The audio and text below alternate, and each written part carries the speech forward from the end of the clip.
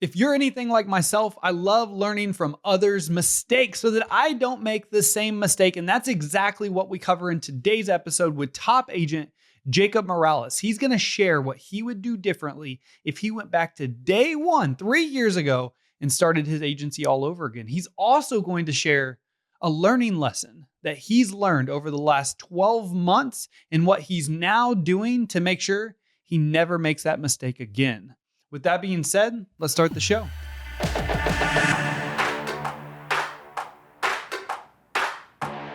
Hey, welcome to the Insurance Buzz. We are your hosts, Michael and Courtney Weaver, and we are so excited to have a very special guest today. Jacob Big Premium Morales is in the house. What's going on, Jacob? Hey, what's up, Michael and Courtney? Hey, happy to be here. I'm excited. I'm on fire. You could call it a buzz. So glad to be with y'all and excited for what we've got coming. A lot of good conversation on the way. Man, Oh my we were God. just talking about this. We have not said we're getting buzzed on the buzz today in a hot minute. And look, I'm drinking a cup of coffee, which I never do on the buzz this late because I am already jacked up. But shit, who cares? Let's get buzzed on the Let's buzz get today, buzzed. baby. We got big Let's have some premium. fun. We got caffeine. Here we go. All right, let's get into this. So, Jacob, you are now 3 years in, working on year 4. I would love to start because one question we always get is, Michael, if you were starting insurance again, like what would you do all over? So, Jacob, what are like 1 to 2 things that you've learned over the last 3 years of your business ownership, agency ownership career that you would have maybe done differently or did completely new if you were to start agency all over again? Man, I think one of the biggest things that I would change knowing what I know now is just going all in year one. I remember I spent about 6 to 8 months on year one trying to budget my way into profitability, right? Trying to become more efficient in minute ways. But when you do the numbers and crunch the numbers, it still doesn't equate to where we need to be when we're trying to build this business and build it as aggressively as possible. So that's one of the biggest changes that I saw, really going in from production for the first 6 months and then switching over from month 6 to 12. When you've got that opportunity in front of you, and you've got to drive that business. And so I think that was a big turn for me, realizing that I couldn't budget my way to profitability and that I was going to have to grow this business piece by piece by piece. And it's not a 1 year thing. It's not a 5 year thing. It's a forever thing. Realistically, we're always getting crunched by numbers, by gain, by policies that we lose. So just being able to shift that mindset, I think was one of the biggest things that impacted my business and really set us up like a rocket ship for where we are today. Being where we started and what we grew to, it was is a big change. I've got a quick or a simple saying that I picked up along the way, and it was there's a really easy way to solve a budget problem, and that way is more revenue. So I've kind of Hell stuck yeah. to that, and it's made life a little bit easier as we continue to grow. So I would like to dig into that just a little bit though. When you say go all in, because you said something, you can't budget your way to profitability. And I love that quote. That's a good one. That's one I have a feeling we're gonna have a social media clip of. All right. So, but when you say go all in, do you mean go out, get as many loans, like invest as much as you can into your business, take the hit for the 12, 18, 24 months financially, and grow as quickly as possible, as early on as possible? I would 100% say that, especially as when the market also pulls you in that direction. I think you need to run as quickly as you possibly can, and not just in expenses, right? But how you live your life from a recruiting standpoint, from a team development standpoint, from a lead and community standpoint. There's so much that we do on a day by day basis that it's easy to get locked in these four walls. But the magic really happens beyond these four walls, especially when we're talking in an agent's office, right? Hey, if I'm out there, if I'm on my sales floor and I'm impacting my team or I'm out in the community, there's a value to that. And your team feels that, your community feels that. And all of a sudden, you're not just talking the talk, but you're walking the walk. So if you have this pile of money, I love this because this is what business ownership is every single day. We get a pile of money and we get to decide how we allocate these funds. So you're saying you would go back, you would go all in, and you would invest in your business. So with this pile of money, what are like the 2 or 3 things that you're like, this is where I'm going to put most of my money? Yeah, marketing and recruiting. And not just recruiting, but also retention. So making sure that you're taking care of your team once you get them, once they're rolling. There's a lot of competition, not just in other, for instance, state farm agents, but farmers and large corporations that have different budgets than we do. So really being able to invest in those, it affects your whole culture. It affects how you walk in, how they walk in, what they see this opportunity as, not just with you, but for the potential in the future. They see you building this thing, and especially from being internal. I mean, I was an aspirant. I didn't have a job. I had a residency is what I had. But I also had that experience of knowing what I felt, when I felt, and how I felt it, right? Where I can alleviate some of those pain points for my team. This thing's not simple. It's not day one, you get in the business in the door, day two, you're producing. That's not how this works for most people. It takes time, it takes energy, it takes investment, reflection. There's a lot of pieces that you have to do. You have to be self-aware to understand what you're good at, what you're not good at, and what needs work, right? And be able to piece it all together. So it's a delicate process, and but it's one certainly worth investing in. I'm stuck on residency because I survived that as a spouse. Oh my God. There were so many moments that I'm like, I don't know who I married. I don't even know if this person actually exists or if it's just like he's just missed. Think about that though. When we were aspirant, you only saw me on Sundays. Snuggle Sundays, baby. I worked Snuggle Sundays. 6 days a week, making a whole whopping $24,000 a year, baby. But we figured it out, man. Our 300 square foot apartment and everything. But it was the mindset of we're going all in. We're going to completely bet on this dream. This is what we're investing in. So I'm curious because you said the same thing of like there was a mindset shift that happened 6 months in. Was there anything that you can attribute to that shift that made you 100%. A leadership conversation. We had my sales leader had an evaluation done on himself, and I was part of that evaluation. So it was not even focused on me. And had that leadership conversation. My world got turned upside down and my mentality changed from that day. So I still talk about that conversation with other agents. I'm appreciative for the conversation that was had, even though it seemed a tad bit intense, a tad bit, I wouldn't call it harsh, but for lack of a better term, it was a tough conversation when you're in there month 3 with a vice president and you're going, oh goodness, this is a little bit beyond my caliber here. And I just thought I was sitting on the sidelines, and I thought I wasn't the one being evaluated, right? And it turns into that. But I'm grateful that I got that feedback. I'm grateful that I took that feedback and then I ran with it. Because like I said, it projected my business further than I would have thought. And Cordy, this as a spouse, I remember year 1 saying, don't worry, baby, one more year and this whole thing will be different. And the next year came and it was like, don't worry, baby, I got this new hire. And after this, just this is the last year. We're going to be there. Right. So it took time to build. It did not, it incrementally got better, but nothing, I wasn't driving a Lambo around, year 2 or 3, that's for sure. It took some sacrifices, but again, for the growth that we had and for the team that we've built, I'd do it all over again, and shoot, maybe I will. Right. So it's fun. That's for sure. And you just said something that I think is also a huge takeaway. We've all learned that no new hire is going to save your business, right? No. They are the unicorn that we are all riding in every business. We're like, this is it. This one's going to be the one. This is it. I just need a little bit of hope. Oh my God.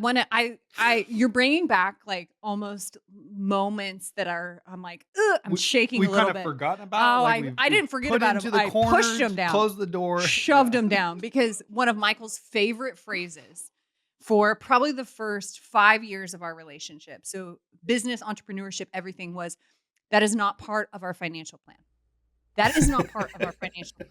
That was his way of politely telling me, no, piss off. We're not investing in that.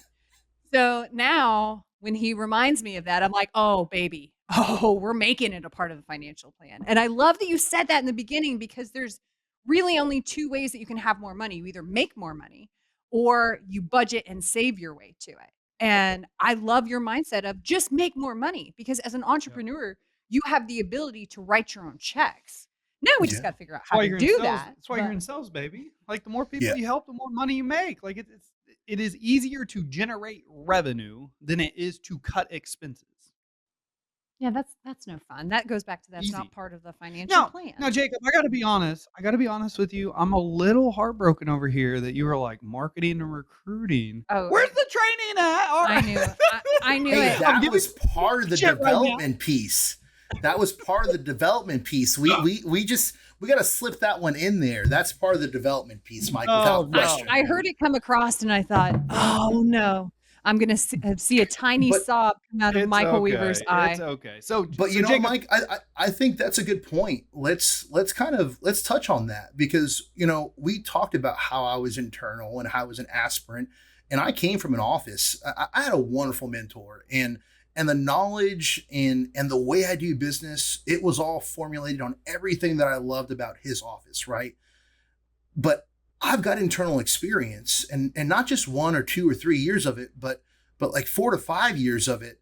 I love training. It's one of the most important things to me. Like I enjoy having the training conversations, but I knew that year one, realistically, I did not have the capacity to do it all. I could not meet with the customers. I could not handle every issue. I could not spend all my time training every team member or creating really a curriculum to be able to do so. And so that's when I found you and was like, man, there's a whole curriculum built out for me. I don't have to do it. I can let, We Were Sales Academy and their team do it for me. And then I can build out an enhanced experience based on those conversations. Doesn't have to end with you. The buck doesn't stop with you. It continues on to me. It's my responsibility to continue to push that development further and further. So for that, I do appreciate all the blood, sweat, and tears that went into the curriculum that you had because you made my life and my experience a lot easier and a lot less stressful. So I'll give you hats off on that one. well, no, man, you've been awesome to work with. You've been so fun to watch grow over the last 3 years, and I had to give you a little bit of shit, but that's just because recruiting and marketing are by far the two things that you need to be absolutely dead set targeted on as a entrepreneur and business owner because you have to recruit people. Mhm. The fastest way to grow your business is through people. I believe that. All right.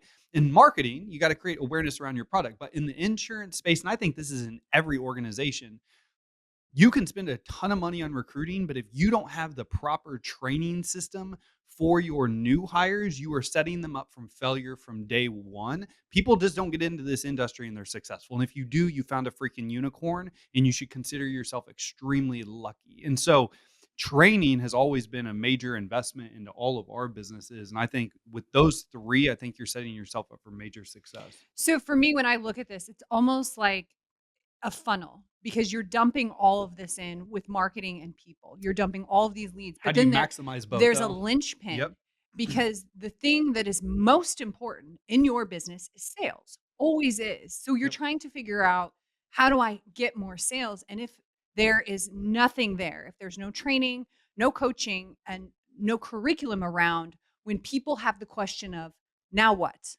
What comes next?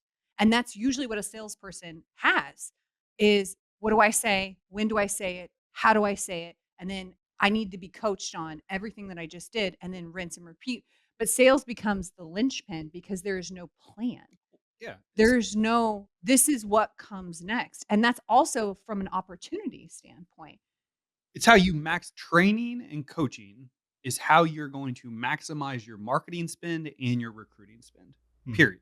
That's how you maximize those investments is by making sure that you have a partner in place, all right, that will help you train your team on a consistent basis so that they maximize those marketing dollars and the people you're bringing in sets them up to win from day one because the first 90 days of anybody's career is by far the most important. So, I get all fired up about this. Because you guys, when you make more sales and you help more people, which is a win-win, you get to go on freaking trips. And you've been traveling. you have been on some trips. So tell me specifically how, and I'm going to dive into our program because I'm curious how you have implemented Mm. this to not only be able to go on those trips. Like, what does that look like from a day-to-day standpoint? And then coming back from those trips, like, how are you getting back in the groove with the training? What does that look like? Yeah, well, that again, that curriculum is key. I mean, especially in an insurance environment like we're facing right now, when you have those challenges around costs and what the consumer can actually afford, and being effective enough to be able to have those quality conversations and empowering and educating that customer to make that decision that meets their individual portfolio. I mean, gosh, it's not something you just pull out of air. It's a constant need to be able to get better and become more effective as a sales professional. And so being able to leverage Weaver Sales Academy and look at maybe some objections that we're getting, or maybe just the inability to not seal the deal, and to be able to go in there on a day by day basis and say, hey, here's what I'm struggling with. Let me go ahead and take some time, invest some of that, and figure out if I can become more effective in this area. If I can just turn that knob a little bit, just get a little bit more out of the presentations that I have, the calls that I'm making, right? There's so much energy and effort that goes into all of this. I tell my team members, hey, if you got to make 100 calls a day, make 100 calls. But who wants to do that, and for how long? I'd much you rather be making 30 or 40 phone calls a day, digging up some referrals, being effective with the quotes that you do have in your pipeline, and able to close that business. So that is the difference maker. And then, not to mention, man, every Tuesday we train. Every Tuesday we've got a Weaver Sales Academy call, and to be able to come in here and practice and break out of that comfort zone and put ourselves into these challenging situations. I mean, yeah, it's a little stressful doing it in front of 150 to 250 folks. It's not. I mean, even me being seasoned and a little bit more comfortable with the objections, or it certainly puts you in a good headspace to whenever you face those moments of adversity on the actual phone call. You've been there before. It's more comfortable. It's more natural. You can make that close happen. You can do that bobblehead close and hear that customer going, yeah, that makes sense. Yeah, let's go ahead and start the policy effective 6/15. That sounds good.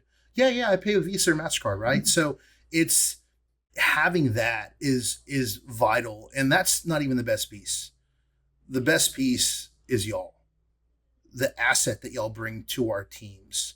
I have new employees right now, and we go through the training process, and they do the 10-day onboarding, and then the development curriculum after that. And I'm like, have you reached out to Michael? Have you reached out to Courtney? You should. They're there for you. Whatever questions you've got me. Because I can beat a dead horse all day long, but sometimes it just takes another voice to make that coaching a little bit more effective. And so to have y'all, I bleed blue in this instance when it comes to Weaver Sales Academy. I'll tell you that much. It's a privilege, and it's certainly had a large impact, not just on our ability to win, but also just our culture. Them knowing they work for someone that's willing to invest in them, mm-hmm. willing to spend money on resources. I tell them, hey, this is your responsibility. It's your responsibility to grow it professionally, but also personally as well. It's got to be all of it, right? Because if we're not growing, we're staying stagnant, and there's someone else out there that is grinding away, that is growing, and man, they want to beat us bad. And so it's great to have everything that Weaver Sales Academy offers to be able to combat that and come back even stronger. Well, those are very nice words, and we I'm appreciate gonna you. package that up, and I'm gonna play that every morning when I get up in the morning. I'm gonna overlay the Rocky theme song, and it's gonna be like, "You are amazing. You can do this." Da, da, da. I'm like, "Yes, I got this." No, Jacob, and the one thing that I don't wanna go overlooked is that you lead by example. You show up every Tuesday, you're willing to role play, you're willing to get better, you're willing to develop, you're with your team like, "Hey, let's do," and you're not okay, not every Tuesday, but majority of Tuesdays, you're like, "Let's get better today." And you're the one I that's see him every Tuesday, every Tuesday, unless he's obviously traveling. unless he's Okay. on his That's big right. fancy That's trips right. that he's earned, That's which right. bye. Don't be on a training on that day. Be in Hawaii. No, Still jealous disconnect. about that. Still jealous about the Hawaii thing, but that's okay. I'm gonna let that go. But you're doing Haven't been there yeah, yet. you're doing kick-ass, man, and you guys are fun to watch, you're fun to work with, and we appreciate the hell out of you. So, I wanna know We only touched on one topic though. We said if there were one or two things that you would change, so opening he said all in. all in. Yep. Is there anything else you would do differently? Yeah. Are we talking from year one? Or are we talking from now? From Speaker's choice. I would say from now, like, over your 3 years of experience, is there anything you would have done differently besides going all in from day one? Yeah, I think the biggest thing would be never retreating. I'll be a little bit vulnerable with you. One of the biggest challenges that I faced this year was we saw the market retreat. We saw our company retreat a little bit. And I use it as a sign myself. Hey, maybe it's just not the right time. Let me just pull back a little bit. I can finally drink from this well that I've been trying to build, and it's got some water in it. And so let me take some of my first sips and quench that thirst. And I think that is one of the biggest regrets that I've got this year is pulling back on some of that and not continuing to push forward, because you feel those effects in one way or another. And it may be 1 month, it may be 6 months later, and you're saying, darn, I wish I would have just kept pushing forward. I don't like these numbers that I'm seeing here, and I think I've got an idea of what's going on. So I think that would be the biggest takeaway that I've taken from this year, and I'll never make that mistake ever again. I'll never retreat ever again. I'll push forward and push through any obstacle that comes in our way, because guess what? There's going to be somebody else that's going to say, you know what? Well, let me take this as a sign, and we'll be there to capitalize. So when you say retreating, talk to me a little bit about what that means. Really, it all boils down to marketing money. You know, getting 10 leads instead of 20, dialing it back a little bit on the presence management. As far as just the displayed ads that maybe aren't directly lead sourcing. Just top of like brand awareness type stuff. Mhm. And so again, I wouldn't pull back on that ever again personally. So you're saying because the market tightened up a little bit, you pulled back on some of your marketing Mhm. spend, and if you did it again, you wouldn't pull back, you might even go a little bit more, put foot to the gas, let's go all in on this? 100%. I saw a company say, "Hey, we're done with subsidies for now." Right. So I said, "Oh, well, they don't Mhm. want us to get internet leads. Maybe I shouldn't get internet leads." Well, internet leads have more value than just building your business. It's a mentality. I was built on internet leads. I've got a hunter's mentality. And so I do that every day, whether it's in office, whether it's on the weekends or even after work, right? I'm always hunting in some way or another. And so I think internet leads serve a purpose. They build that hunter's mentality. And if you can close an internet lead, for Pete's sake, especially right now, you can close anything. Whether it's a referral, I mean, whatever it is, that's easy, right? So I think that's the biggest lesson that I've learned this year, and yeah, I won't make that mistake again. So I think one of the best things as a business owner that we can do is share when we're in a red flag season so that other business owners can know like, oh, I'm in a yellow flag. I need to start paying attention to things. So tell us a little bit about how you knew, oh, I need to actually reinvest into internet leads. Like what was happening in your business that you realized there's a problem here? Yeah, numbers just started trending downwards. Realistically, same good conversations were happening.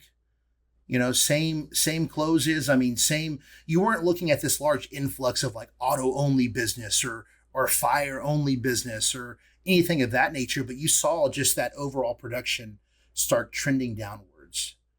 And now you're going back saying, "Oh, we didn't need less. We needed more to continue on the pace that I was on. Less isn't going to cut it." And so now we're having to dig ourselves out of this hole, and we're full fledged in it right now, and we're gonna dig, damn it, we're gonna dig. But Mhm. it's not easy. I'd rather be right now in June or July feeling, hey, we're on top of the world. But we've got some adversity to overcome this year. So, I think that's the biggest thing for us. That's a tremendous takeaway. I was gonna ask you what your aha moment was this year. It sounds like you just gave it to us. Like, that's your aha moment is, look, don't retreat. Like, stick with the plan. And it's kinda like the old saying I believe Warren Buffett says is, "When people are greedy, be cautious, and when people are cautious, be greedy." And, I don't know if that's the exact quote, but something to that nature, and that's exactly what you're hinting at. While the rest of everybody pulled back, we should have just went full Hmm. force, like, "Let's get this Hmm. shit." Gangbusters. Yep. Hmm. But I like to, as an entrepreneur, it's hard to know. That's why I was asking about the yellow flags and the red flags, because in business, there are seasons. And so it can be hard to navigate the line between, is this just a season, or is there some things that I need to be changing? Mm. Like what do I actually, what's the recipe here? And that's a good point, Courtney, because we've had this leadership conversation for quite some time, as in who I am now and who I'm becoming and who I used to be and what does my business need, right? And perhaps it was a season. We had a wedding in Cabo, we had travel, we had all these things cooking. We were traveling the world, for lack of a better term, and it was great. It was great, but I know. What did you say, Michael? That doesn't fit our financial plan right now. Retreating did not fit our financial plan right now. Who I wanted to be next year and the year after was not someone who retreats. It's someone who pushes forward. We've got grand visions here in our office, and so to be able to do so it's going to take some exemplary actions. We're going to have to rise above realistically. There is something that I can hear in your voice, and I want to make sure that I emphasize this, because as entrepreneurs and as human beings, we don't listen. As we ask questions a lot, but we don't listen for the answer. I can hear fire. And anytime you're at that season of, I am digging myself, I am overcoming adversity, I will get out of this hole, ride that mother effer into the sky, because when you are building that Mhm. fire, that momentum will carry you super far. So you answered the question. If it's a red flag or a yellow flag, I don't know that it actually freaking matters. You know when you need to like make shit happen, and you just got to go with I it. was gonna say, like, the only thing that takes you out of red flag or yellow flag season is action. Yeah. Like, just take some serious freaking action, because that's the only thing that's gonna pull you from the place you're currently not happy with to a place where you wanna be. Yeah. 100%. Oh God. There is nothing that I love more, and I'm not saying that this is where you're at, but there is something to this effect. There's nothing that I love more than a person who has just gotten tired of their own shit, that have gotten tired of excuses and tired of being comfortable and just tired of like every day that they decide, I'm going to change it. I'm going to be the one that comes in and I'm going to make it happen. And this whole conversation, I'm already glad I did my workout, because I'm like, man, I would do it again and I would absolutely murder it. Nobody would be able to touch me in a bikini. I would be so hot. So hot. That's all. That's all. I'm over my own shit right now with my health. So it's coming through in Yeah. all my Yeah. Yeah. interviews. So we're gonna relate that to money. Same kind of day. Yeah. That's what we're all searching for. Great. Anything, exactly, anything that is on your to-do list for goals, I think it's worth it. It's just worth pushing forward and getting it done. It's so much more meaningful and impactful to be there on the top of that hill and in a season of victory than to be, like you said, just tired and just done with your own shit. Just Mhm. got to pick yourself back up and climb back up there. So we're excited to do that. The team's excited to do that, and you know this isn't the last you've heard from us. That's for sure.